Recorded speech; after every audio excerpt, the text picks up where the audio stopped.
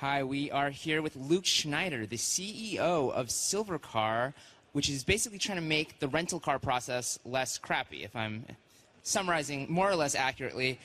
So one of the most interesting things, which is part of why it's called Silvercar, is the fact that each of your cars, you just have one kind of car, which is a silver Audi, and you guys just raised money from Audi as well. How did this relationship with Audi get started?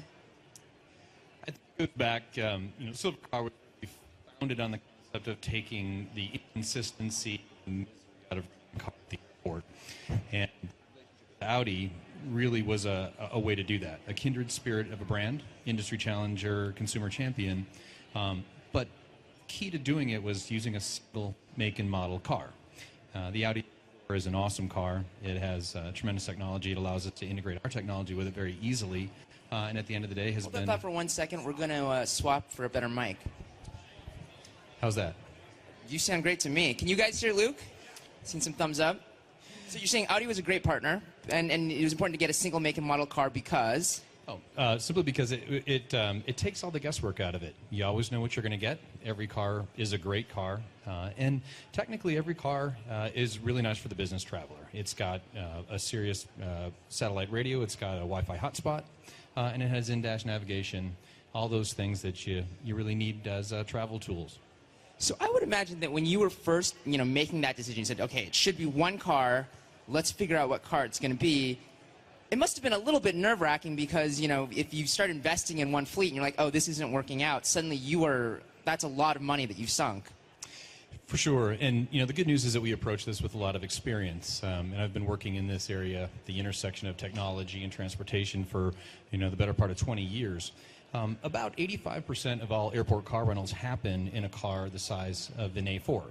And very much like a page we took from the Southwest Airlines book, having a single type of vehicle makes it that much easier for us to process on the operations side. But at the end of the day, we're a customer experience company, and it allows us to deliver a consistent customer experience regardless of which airport we're in, or even now going forward at off-airport locations.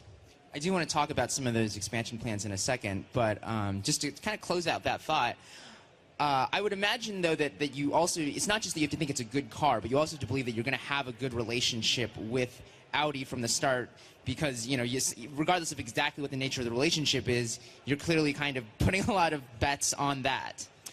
We are, and, the personal transportation world is undergoing a profound change. I mean, this is a 100-year change, and the way people consume it as a service, the way people get around in general, you just have to read, the newspaper or TechCrunch any given day, and you see what's happening. So what we believe is that, the future of personal transportation mobility is rooted in asset manufacturers and OEM companies, Audi being a great example and an enormously, powerful partner for Silvercar, as well as the technology that links consumers, drivers, and people who need this, this basic human, kind of service in a way that is really only now possible through mobile technology, through cloud technology, and the mobile devices that you now see in cars. So for people who haven't tried the service before, I think with Silvercar, again, what people talk about initially is the A4s, but what else do you find is sort of the feature that gets people really excited that they really want to use the service? Well, I think it's just the simplicity of it. We really innovated an industry that hasn't changed in about 30 or 40 years. I mean, airport car rental, hasn't done much. We did it by doing two things. First, we solved the one thing that's been plaguing them for 30 or 40 years itself. That is never knowing what you're going to get. You actually reserve a class of car today. You don't exactly reserve the car, and you're frequently upgraded to a minivan or something that you didn't expect. The second is what we just call the hassle. And these are lines, paperwork. This is people trying to sell you insurance and gas plans, a GPS device that's worse than the one that's on your phone. And what we just said is that's ridiculous in this day and age. You don't need to wait in a line. You don't need to wonder what you're going to get. All of the technology exists to deliver it. There just isn't a service out there that does it for the customer. So, several TechCrunch folks have tried it, both when you launched in Dallas-Fort Worth, and then more recently, I think a couple of folks tried it out here in Las Vegas, where you recently launched. And I think some of the initial discussion was, because it is sort of the idea that you may be paying at a slightly higher price point for this kind of premium experience, that it might be sort of more for like the business traveler as opposed to sort of a casual traveler. Is that what you found? Well, it's actually not. In fact, you can read about it. It is probably the best car rental value there is. And for what you would pay for a Silvercar, you would essentially get a full-size car and a very stripped-down version, an Impala, a Camry, or something else that has none of the amenities of a Silvercar. You would pay on a fuel plan that the car rental company gave you, not the price at the pump like Silvercar. So from a value perspective, and even from a wallet perspective, we do believe it's the best value that's out there. What we've found among the customers is an equal balance between leisure travelers as well as business travelers, because they kind of want the same thing. They want to take the guesswork out of it, and they want to buy it like they buy every other category in their life these days. Whether it's food, lodging, clothing, or other consumer packaged goods. They want to buy what they want, they want to pay for what they use, and they want to do it on their phone. We've simply brought it to the, this area of personal transportation, starting with airport car rental, which is the single biggest shared transportation market in the United States. So since we are in Las Vegas right now, and you did recently launch in Las Vegas, can you say how much would a rental cost here in Las Vegas right now? So Silvercar pricing ranges anywhere from $59 a day to $89 a day, in a typical airport. The thing is that you're not going to add on, fuel charges and other fees outside of, what you get, with that basic package. So average rental is 3 days, and so, with a first-time driver discount, you can knock a little bit off of that. And at this point, it's just all about growing, customer awareness and getting more people to learn about it and to use it, because one of the things that's so great about this company is that once you try it and you rewrite that value equation in your mind of, trying to minimize the price you're going to pay for that, stripped down gray Impala, people get it as a value maximization problem now, and suddenly, they come back and say, gosh, it's just so easy, and I don't have to wonder about it. So we have a Net Promoter Score, which is how we measure customer satisfaction, that is about 5 times the industry average. And of that, we're very proud, but we think it just indicates putting some common sense back into a tired and dowdy industry that has been, non-innovative for 30 or 40 years. You also mentioned taking Silvercar out of beyond airports. I think one of the things you've talked about a little bit is this idea of like the Audi shared fleet on corporate campuses. Do you want to talk a little bit more about what that is? Oh, sure.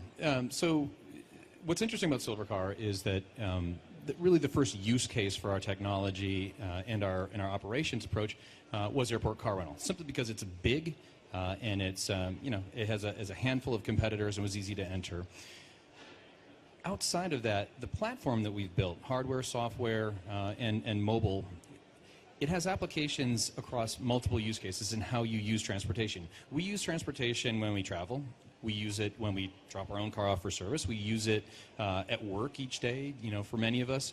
And as a result, this partnership with Audi is going to allow us to extend that Silvercar platform, starting with corporate mobility, working with different companies to solve their mobility problems, but also even beyond that into some consumer realms. And the idea there is pretty simple. Today, we have a paradigm where we buy a car and we research it. Every 5 years, we pay, $30,000 or more for it, and it depreciates very quickly. And there are times when it doesn't fulfill all of our needs. With Silvercar technology and a partnership with a really good automaker, we can now deliver personal transportation the way people need it, when they want it, and they can buy it the way they would buy just about anything else over their phone. What stage is that at? I mean, are you actually live with any customers right now? We do. We have some operations ongoing right now. Most of them are in the early phase, but we're thrilled with the prospects, as our partners are as well. So do the people see this as like a replacement for their own cars, or just that they don't own a car themselves? Or I mean, what's the case of like where I'm at the office and I need this car? Sure. Well, without getting into super specifics here, because a lot of these things are still under development and evolving as we go, the idea is really less about, hey, do I get rid of the car I own? And it's really, for the same amount I pay for personal transportation, can I access a broader array of transportation assets? And can I access them in more places? Can I access them, for more purposes? And can I do that in a way that doesn't require me to necessarily go through a lot of paperwork and headache and whatever else? So we're at CES, where there's always showing off the latest and greatest cars, the latest and greatest features. I mean, as that evolves, and presumably you want to have, cool, exciting new stuff in your cars, but part of it, like the value proposition that you said, is this kind of predictability. You know exactly what you're going to get. Does that mean that upgrading the fleet becomes a bit of a challenge? Well, actually, it doesn't. At the end of the day, what we found is that in that hierarchy of things that people like when they travel, consistency is among the first. This marriage between mobile technology and travel is a beautiful one. It's a your phone, the tool that exists in your pocket, is a tether. When you're away from home. So just having that consistency nails a great deal of the problem. Having a selection of vehicles to choose from, sure. We're an early stage company, and as we grow and as we get customer feedback, it's not only where do we go next, Las Vegas being the latest example of that, but it's what products do we offer to allow people to do what they need. So, having a single make and model combination of car to get started, that's how startups become efficient and manage capital well and manage bandwidth well. But again, as we expand, it's extending it into more use cases, and that typically means having additional vehicle types. So we're excited about that. We don't think that runs contrary to our value proposition, and we're looking forward to Silvercar having an even broader fleet. Will it be tough the first time you bring a non-Silvercar into the Silvercar fleet? Well, I don't know. We think of Silvercars as being, a kind of car, not necessarily a color. So I think that it'll probably be newsworthy, and we'd be more than happy to give you guys an exclusive on that one. Excellent. But at this point, no, we don't anticipate that being a problem. Speaking of those sort of different technologies for cars, I mean, I think certainly one thing that people talk a lot about now, connected cars, self-driving cars. Are there anything in that area that you're particularly excited about? Absolutely. I think for a long time, connected car, when we talked about it in the media, it really meant more figuring out how to pump infotainment into cars and get it, into the back seat so the kids could watch and that sort of thing. And I'm really glad that we've evolved, because we've evolved to start thinking about connected cars as ways of, just doing transportation better. We do it so poorly in this country. There's a lot of waste. There's a lot of, damage. There's and a lot of inefficiency in it. And connected car now really means more about how do I get the asset I want when I want it, and only when I want it? How do I pay for what I use? How do I do it on my phone? But also, how do I tie it in with the greater community around me, whether that's other vehicles that are driving, or it's stores and shops that I want to see, or other utilities along the way. So here at CES, I love it because these are our people. These are the people that are Silvercar, certainly the early adopters, but the people that that use us week in and week out. And it's as we bring in additional features and functions to our connecting technologies, it starts to reflect the broader spectrum of connected cars that you see here. Do you drive a Silvercar in your daily life? I do. You have to live the brand, and that's something that I learned early on in my career. You have to understand your customer and have real empathy for them. Design thinking and design engineering and customer experience design have always been core principles for Silvercar, and that starts at the top. So I have to live the brand.